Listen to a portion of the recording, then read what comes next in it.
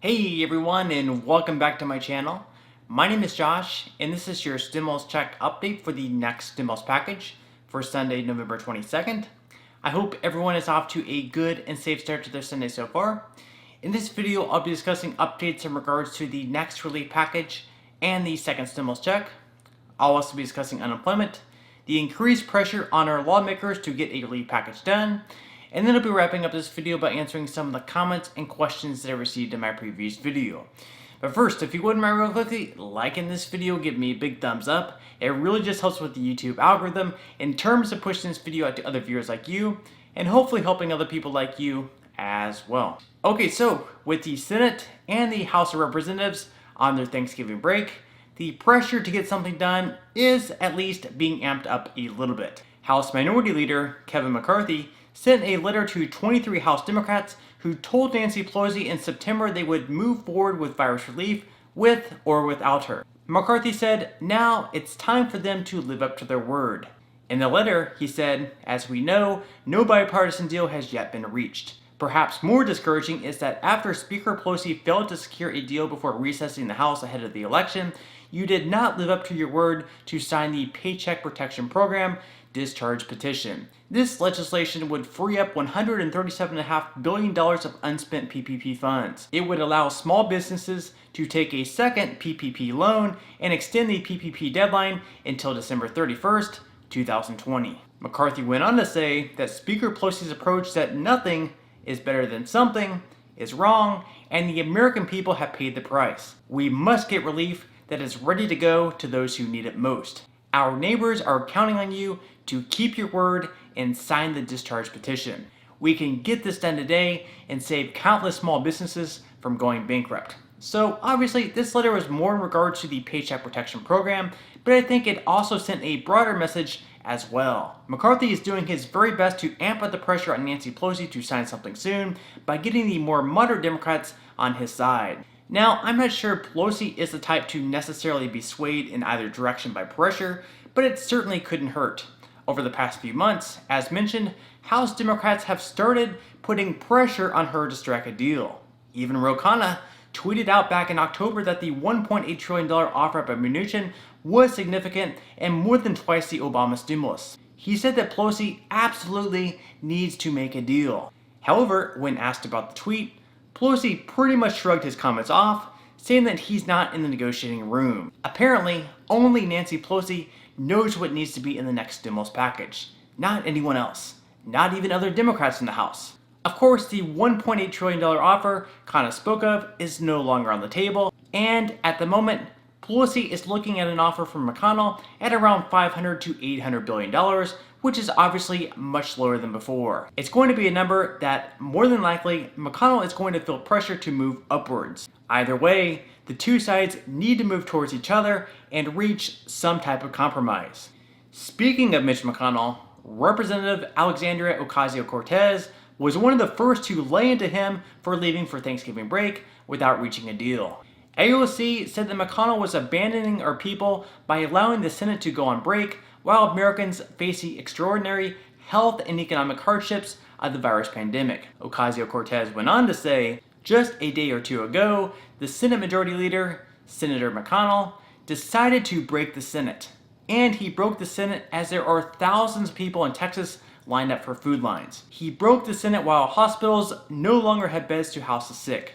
He broke the Senate and dismissed the Senate while 30 million Americans are on the brink of eviction. He dismissed the Senate when every single day, when we go back to our communities, people are asking us, where is there going to be help? Is there going to be a second stimulus check? Are we going to get the resources that we need? The Senate prides itself as one of the most deliberative bodies. They abandoned them. So she does have a point there. It doesn't exactly look the best to be going home for break, Congress or the Senate, when virus relief measures still haven't been passed. At this point though, it really comes down to McConnell and Pelosi working on a deal. Without those two agreeing to something, our other lawmakers won't really seem to matter. It's apparent by Pelosi's recent remarks that no other Democrats in the House know what's best for the country right now. So what's the point in them being there if they aren't actually being given leverage to make a deal? As Kevin McCarthy said in his letter, it's definitely time for lawmakers to step up and put pressure on our lawmakers to get a deal done. I've said before that I can understand Pelosi's point of view of wanting to get as much relief as possible for the American people, but I also believe that some relief is better than no relief at all. If you're going to decline a skinny package that includes a second round of stimulus payments, an extension of the unemployment benefits, and an extension of the Paycheck Protection Program, just because you want a few $1 billion more for state and local aid, then I don't know what to say. Anytime you have an opportunity to pass some relief, especially during this time, you take it. Then, once you get that relief, you can always come back for more. Right now, Nancy Pelosi isn't hurting herself by holding up more relief. She's hurting the American people. It's time for both sides to use some common sense, put their political disagreements aside, and work out a deal. American families are counting on it. In the meantime, let's hang in there, stay strong, and hope for the best. In unemployment news, for some people, the delay of receiving unemployment benefits was only a thorn in the side. However, for others, such as Jean Flynn, they were complete devastation. Flynn lost her job at a restaurant back in March due to the virus restrictions. And after she filed for unemployment benefits, she was forced to wait months to receive them.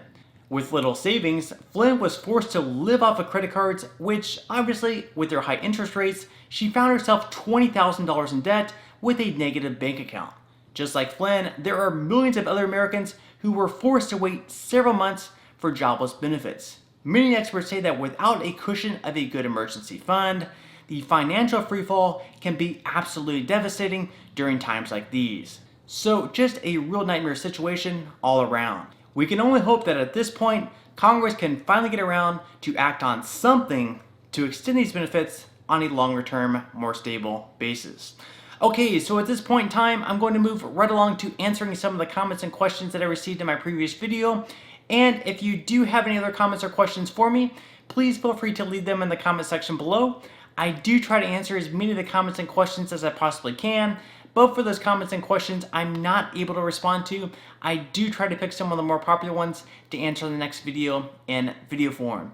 Okay, so without further ado, let me go ahead and jump into the first comment of today's video, which is from Chris. Chris says, will back child support keep me from receiving a stimulus this time? Okay, thank you so much for your question, Chris, and yes, more than likely, stimulus payments will be garnished for those with past due child support for the second round as well. Of course, since no bill has officially passed yet, there still hasn't been anything 100% confirmed.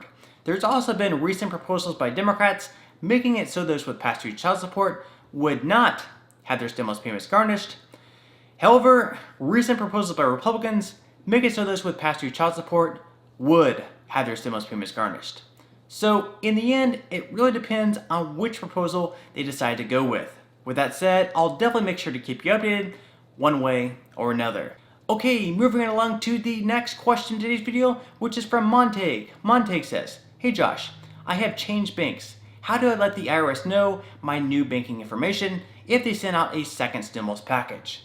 Okay, thank you so much for your question, and you should be able to update the information through the payment portal once they pass the next relief package. If you try to do it now, you won't be able to, and it'll just let you know the date in which you received the first stimulus check. However, once they pass the next package, the IRS should have a way to update all of that information. If the information isn't updated, the bank will end up rejecting the payment and send it back to the IRS. From there, the IRS will have to reprocess the payment and send you the stimulus as a check in the mail instead. So I would definitely recommend keeping an eye out on the payment portal once or if they do pass the next relief package so you can change all that information. Okay, moving along to the next question in today's video, which is from Carmen. Carmen says, hi Josh, will I be able to get my stimulus check? I didn't get the first one because I was claimed as a dependent.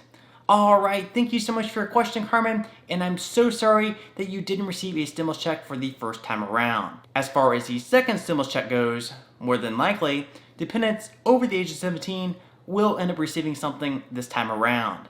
In recent proposals, they make it so dependents over the age of 17 end up receiving $500. Of course, with anything, it's always subject to change, but I will make sure to keep you updated. Okay, moving right along to the last question in today's video, which is from Lihia. Lihia says, hi Josh again. I would like to know if we could collect unemployment and multiple stimulus checks once they become law? Thank you.